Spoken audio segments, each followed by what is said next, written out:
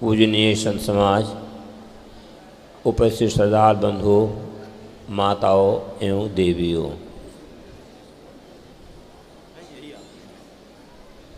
विगत कई वर्षों से यहाँ पर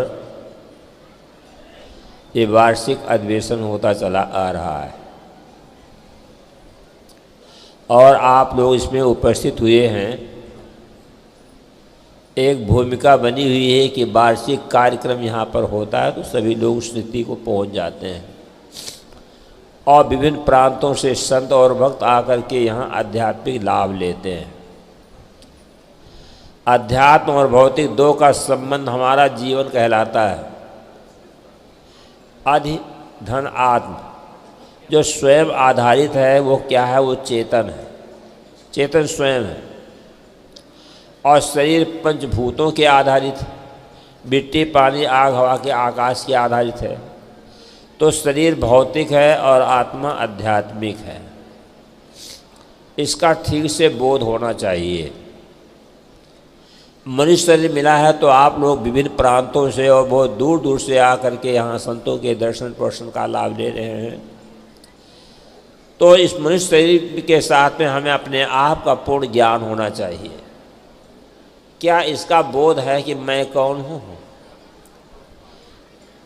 कहीं पर इसकी व्यवस्था नहीं की गई है कि स्कूलों में या कोई माता पिता किसी बच्चे को आत्मा का बोध कराएं।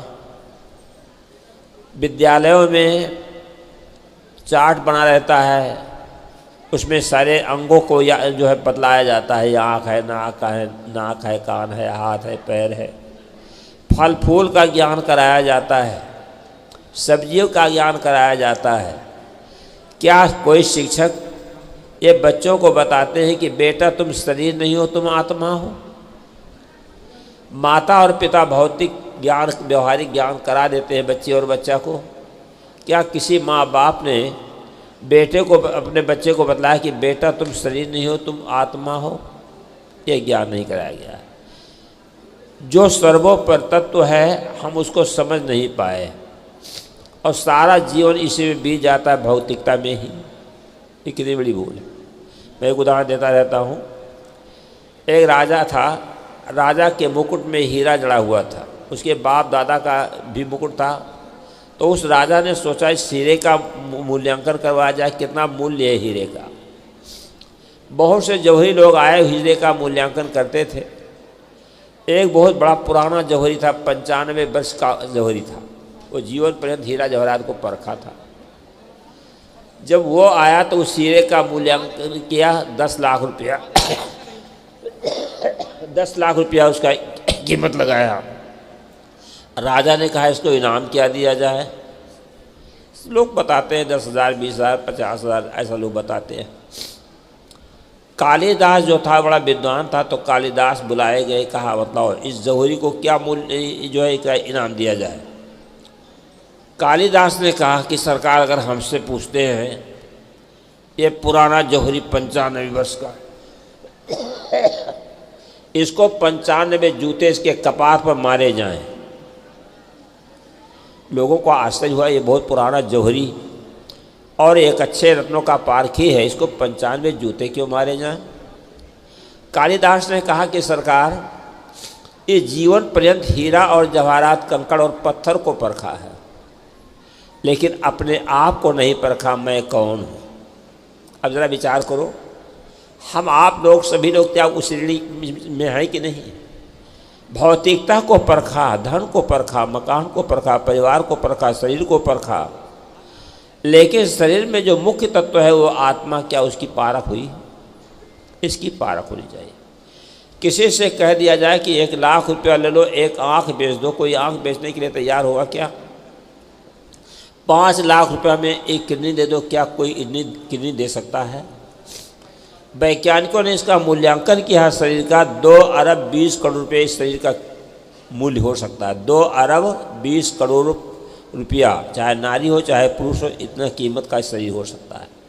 और यह कीमत कब तक है? जब तक इसके अंदर में वो जीव है, आत्मा है, उसको सोल कहें, रूह कहें, चेतन कहें।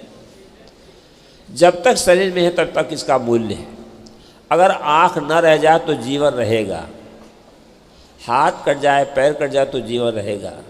धन न हो, स्त्री न हो, बच्चे न हो, परिवार न हो तो भी जीवन रहेगा। पढ़ा लिखा न हो तो भी जीवन रहेगा। लेकिन सर्वांगीण सुंदर शरीर हो, पढ़ा लिखा विद्वान हो, धन धान से परिपूर्ण हो, और अगर जीव न रह जाए तो क्या जीवन रह सकता है? क्या हम उसको समझे कभी? मैं कौन हूँ? यह ज्ञान, ये संत गुरुजन आप लोगों को बतलाते हैं। तुम शरीर नहीं हो, तुम आत्मा हो, और इसका ज्ञान ठीक से होना चाहिए। लेकिन इसका ज्ञान नहीं हो पाता है। कुछ भरमी गुर्जर लोग भी भटका दिया है। इस जीव को कह दिया कि ईश्वर का अंश है। ईश्वर कैसा है? कह दिया कि ईश्वर अखंड है।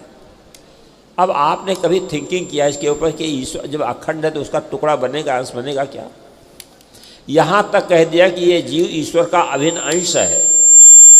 अभिन्न अंश भी कहते हैं और उसको अखंड कहते हैं। आकारम व्याप्तम येन चराचरम, चर और अचर में सब जगह, जड़ और चेतन में सब में व्यापक है। सब में व्यापक भी है वो, और वो जो है अंश, जीव ईश्वर का अंश हुआ। कोई विवेक की बात नहीं। कहा जाता है बिन सत्संग विवेक न होई, बिना सत्संग के विवेक नहीं होता। लेकिन ये ऐसे जो सत्संग आप सुन रहे हैं, जो पारख विचार के संत गुरुजन हैं, ये आपको वास्तविक बोध दे सकते हैं, वरना और कोई बोध नहीं दे सकता है। आज ईश्वर के नाम पर तमाम कल्पनाएं चल रही हैं, और मनुष्य की फैक्ट्री में भगवान बनता है। भगवान कहाँ निर्माण होता है? आदमी की फैक्ट्री में। क्या भगवान की फैक्ट्री में कोई आदमी बनता है? कबीर साहब का तर्क जरा देखो तो। कबीर साहब ने कहा, काजी तुम कौन किते बखानी, झंकत बखत रहा निश्वासन मत एको नहीं जानी, सख्त अनुमाने सुनत करते हो मैं बदूंगा भाई, जो खुदा है तेरी सुनत करत होए आप ही कट क्यों ना आई। सुनत कराए तुरुक जो है ना, औरत को क्या कहिए, अर्ध शरीरी नारी बखानी ताते हिंदू रहिए। अब आप लोग जरा विचार करें कि अगर तथाकथित कोई भगवान या खुदा मनुष्य को बना कर भेजा, मुसलमान से कभी साहब तर्क करते हैं कि तुम तो खुदा की कमी की पूर्ति करते हो। खुदा को सब अंग को बनाया, अंग प्रत्यंग को निर्माण कर दिया, लेकिन क्या पेशाब इंद्र की खाल काटने में भूल कर दी? अगर भूल कर दी तो कह दो या खुदा अल्लाह ताला परवरदिगार जो बच्चे पैदा किया करे उसकी कम से कम सुनत करके तो भेज दिया करे। ऐसा तो आज तक कोई मुसलमान का बच्चा सुनत कर नहीं आया। कबीर साहब ने कहा तुम तो पुरुष की सुनत कर दिया, लड़का की सुनत कर दिया, लेकिन लड़की को क्या बनाया? आधे वैसे पुरुष आधे वैसे जो है। आधा समाज नारी का है, आधा समाज पुरुष का है। तो तुम पूरे मुसलमान नहीं, अधूरे मुसलमान हुए रहे। फिर कबीर साहब ने कहा, तो हिंदुओं ने कहा वाह, कबीर साहब ने बड़ा अच्छा कहा। पर कबीर साहब हिंदुओं को भी छोड़ा नहीं। वर्णा नाम ब्राह्मणों गुरु, सभी वर्णों के ब्राह्मण गुरु कहे जाते हैं। कबीर साहब प्रश्नवाचक चिन्ह वही लगा देते हैं। पहले जने वो ब्राह्मण होना मेरी क्या पहनाया, वो जन्म के शूद्रन पर से तुम पानी क्यों खाया। जन्मना जाते शूद्रा संस्कार दुजुचते। जब जन्म लेते हो तब सब शूद्र होते हैं, और यज्ञोपवीत धारण करते तब द्विज कहलाते हैं। तो तुम द्विज तो हो गए, यज्ञोपवीत धारण कर लिया, लेकिन नारी को क्या पहनाया? वो तो शूद्र ने गई भोजन बना कर देती, तुम खाते हो। कबीर साहब और भी कहते हैं, जो तो ब्राह्मण ब्राह्मणी को जाया और राह दे काहे ना आया, जो तो तुरुक तुरुकड़ी को जाया पेटे काहे न शुद्ध कराया। अगर तुम मुसलमानी से पैदा हुए तो शुद्ध करा कर क्यों नहीं आए? अगर तुम ब्राह्मण ब्राह्मणी से पैदा हुए तो दूसरे द्वार से क्यों नहीं पैदा हुए? इस प्रश्न का उत्तर किसी के पास नहीं है। इससे सिद्ध होता है आदमी बाहर बनता है। एक समान आदमी पैदा होते, हिंदू या मुसलमान सही कोई भी हो, लेकिन बाहर बनते हैं तो भगवान ने किसी को बना करके नहीं भेजा, परंतु आदमी भगवान को बनाता है। मुसलमान भाई खुदा के राह में गाय भेड़ा और ऊँट की कुर्बानी करते हैं, लेकिन सुअर को नापाक कहा, क्योंकि सुअर को खाते नहीं मुसलमान लोग। तो गाय भेड़ा ऊँट खाते हैं, इसलिए उसको कुर्बानी करते हैं। तो ईसाइयों ने कहा हमारा यहोवा परमेश्वर गाय सुअर दोनों पसंद करता है। गाय सुअर की चर्बी को हवन को तो सूंघकर खुश हो जाएगा। तो ईसाई लोग क्या करते हैं? गाय सुअर काटते हैं। तब हिंदू लोग क्या कहते हैं, नहीं हमारा भगवान शाकाहारी है, हलवा मालपुआ घी दूध से भगवान का भोग लगता है। अब आपका भगवान गाय भेड़ा ऊँट नहीं खाता है, लेकिन आप भी भगवान को मानते हैं, ईसाई भी मानता है, मुसलमान भी मानता है। अब सबका भगवान कैसा कैसा ही, आदमी की फैक्ट्री में भगवान बनता है, जैसे आदमी होता है उसी प्रकार से होता है। एक बार एक पुजारी जी थे, जौ की रोटी बनाकर खा रहे थे, उनको डायबिटीज़ हो गया था। एक महात्मा ने पूछा, पुजारी जी क्या बना रहे हो? कहा है जौ की रोटी। कहा इसको क्यों खाते हो? कहा डॉक्टर ने कहा बतलाया है कि डायबिटीज़ में जो जौ की रोटी खाओ तो इसी की खाते हैं, इसी रोटी। तो कहा फिर भगवान का भोग कैसे लगाओगे? कहा अब इसी से भगवान का भी भोग भी लगा देंगे। तो महात्मा ने कहा डायबिटीज़ तुमको हो गया कि तुम्हारे भगवान को हो गया? अब डायबिटीज़ का रोगी होगा तो भगवान डायबिटीज़ वाला ही होगा। अगर आप गंजेड़ी भंगेड़ी तो आपका भगवान भी गंजेड़ी भंगेड़ी हो सकता है। आदमी जैसा होता है वैसा भगवान बना लेता है, और आदमी जैसा होता है वैसे भगवान को बनाता है, भगवान का घर को बनाता है। अगर ये आदमी फिर ठीक हो जाता तो सब काम हो जाएगा ठीक। एक दिन तूफान कम हो जाएगा, खुद ब खुद पाषाण नम हो जाएगा, स्वर्ग चूमेगा धरा का बर्तन, आदमी जब आदमी बन जाएगा। आदमी जब आदमी बन जाएगा धरती पर स्वर्ग उतर आएगा। लेकिन आदमी ने धरती को नरक बनाया है कि नहीं? हिंदू मुसलमान लोग लड़ रहे हैं भगवान और खुदा गाट के लिए, मंदिर मस्जिद के लिए लड़ाई हो रही है। अब यह भला बतलाइए कि आदमी है क्या? आदमी का आकार है पर आदमी का विचार नहीं है। आदमी की आकृति है लेकिन आदमी की प्रकृति नहीं है। आदमी की शकल है लेकिन आदमी की अकल नहीं है। क्या आदमी की बुद्धि है? मानुष मानुष सबे कहावे और मानुष बुद्धि कोई बिरला पावे। मनुष्य तो सभी कहलाते हैं लेकिन मनुष्य की बुद्धि किसी बिरले को ही मिलती है। एक बार मैं ट्रेन पर बैठा था, प्लेटफार्म पर गाड़ी लगी हुई थी। एक बकरी जो है फल का छिलका या दाना चुक चुक के खा रही थी। मैं देख रहा था, बकरी को गौर से देख रहा था, और वहीं अंडों का छिलका का ढेर लगा हुआ था। ठेले वाले ने फोड़ करके लगा रखा था। बकरी वहाँ गई और उसको सूंघ करके चल देती। मैंने सोचा ये बकरी कोई स्कूल कॉलेज में पढ़ने के लिए नहीं गई, न किसी ने इसको बताया कि यह खाद्य पदार्थ है। लेकिन बकरी समझती है खाने योग्य चीज़ नहीं है। पर पढ़ा लिखा आदमी क्या करता है? संडे हो या मंडे रोज़ खाओ अंडे, मालूम पड़ता है सारा प्रोटीन मुर्गी के अंडे घुस बैठा है। अंडा खाता है, मांस खाता है। सदगुरु शिवलाल साहब जी ने कहा है, घर में मुर्दा मरे जो कोई, तादिन अन्न न खाई, और बाहर से एक मुर्दा लावें, ताको खाएं पकाई, देखो दुनिया की बोराई। अब ये मुर्दा को खाता है आदमी। घर का आदमी मर जाए तो घर को छूत माना जाता है, छूत। और मछली का मुर्दा, बकरा का मुर्दा, अब उस मुर्दा को पेट में गाड़ते तो अशुद्ध नहीं होंगे क्या? कैसी बड़ी भूल है आदमी की। खाना खराब होगा तो जवाना खराब होगा, और पीना खराब होगा तो जीना खराब होगा। और जैसे खाए अन्न वैसे बने मन, और जैसे पिए पानी वैसे निकले बानी। आहार विहार की शुद्धि होना चाहिए, शुद्धिकरण होना चाहिए। ये सत्संग कबीर विचार मंच से ही बताया जाता, कम से कम खान पान का तो सुधार करो, आदमी तो बनो। अगर अंडा मांस मछली खाते हो तो क्या आप आदमी हैं? ये संग और साहित्य दर्पण होता है। जब उसको जैसे दर्पण में अपने चेहरे को देखते हो, तैसे संग के द्वारा और पुस्तकों के द्वारा आपको अपने भीतरी चेहरे का पता चलता है। पुस्तकों को रखो। देखिए, इलाहाबाद संस्थान से करीब 200 प्रकार की पुस्तकें प्रकाशित होती हैं। हर विषय पर पुस्तक लिखे महापुरुषों ने। अपनी भी 8-9 प्रकार की पुस्तक है। अभी 3 पुस्तकें नई छप करके आई है, आज ही खोला गया है उसको। बैर से बैर शांत नहीं होता है, ममतामयी आदर्श माँ, और कुसंग का प्रभाव, ये 3 किताबें हैं, छोटी छोटी नाटक के रूप में है। पुस्तकों को रखो। सदगुरु कबीर साहब के दर्शन को, उसके सिद्धांत को अगर आपको समझना है तो बीजक को पढ़ो। सदगुरु कबीर साहब पारक सिद्धांत के आविष्कारक हैं। सदगुरु कबीर देव ने जैसे पारक सिद्धांत का आविष्कार किया है, ऐसा कोई महापुरुष नहीं नज़र में आता है जिन्होंने पारक सिद्धांत का जो है आविष्कार किया हो। जड़ और चेतन का सम्यक बोध सदगुरु कबीर साहब ने दिया है। उनकी पुस्तकों को पढ़ो।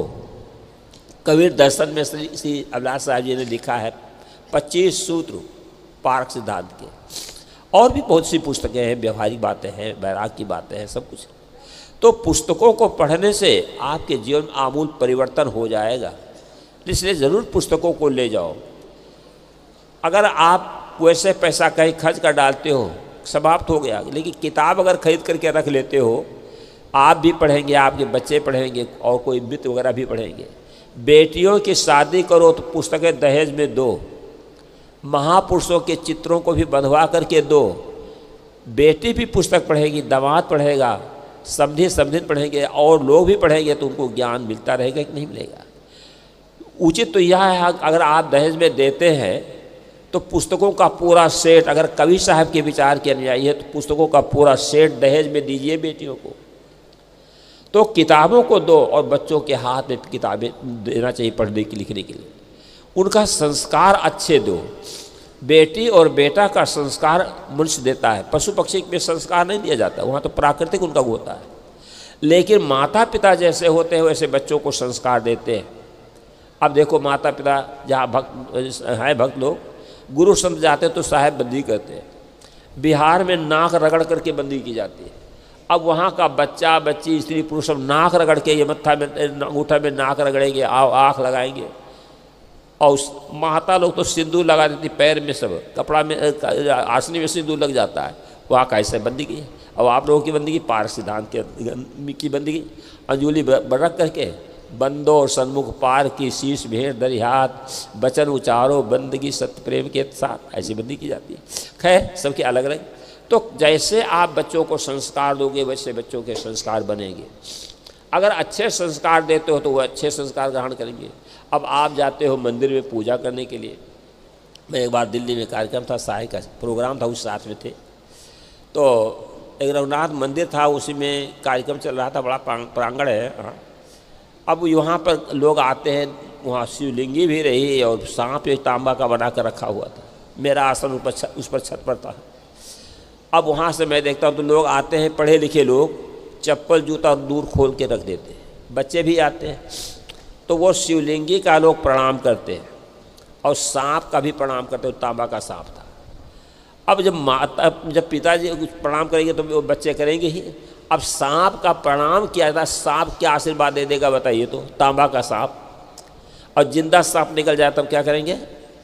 उसको तो मार डालेंगे। वो सांप का पूजा, आदमी का जड़ संस्कार बना हुआ है, और वही जड़ संस्कार जो है आदमी का छूटता नहीं। और देखते हम कबीरपंथियों में भी कहीं कहीं पर ऐसा तुलसी पेड़ लगा दिया, वहीं पर एक ठो पत्थर रख दिया और एक ध्वजा भी गाड़ दिया, अब वो पत्थर पर फूल चढ़ाते हैं, अगरबत्ती जलाते हैं। अब आपके बेटी या बेटा देखेगा वही तो करेगा। मंदिर में जाकर प्रार्थना करते हो, तुमयो माता च पिता, तुमयो बंधु सखा तुमयो। अब बड़ा पढ़ा लिखा आदमी कहता तुम माता हो, तुम पिता हो, तुम बंधु हो, तुम सखा हो। यह कोई विवेक की बात है?